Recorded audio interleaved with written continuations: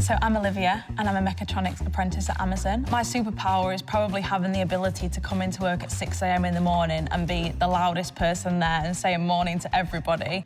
My actual job role on site involves a lot of preventative maintenance as well as reactive maintenance. So that essentially is when things break down, I go with the rest of my shift to the breakdown to ensure all the complex machinery and conveyance systems run smoothly.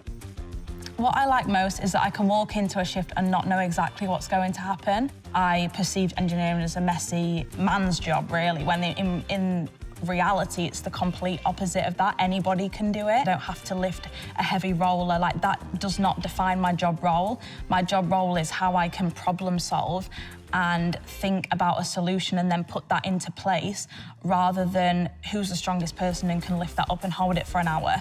That's not really how the building works.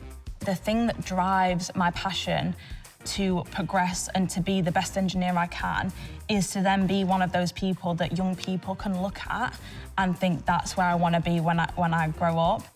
I have constant support and people wanting to teach me things, which I just think is amazing. I couldn't ask for anything more.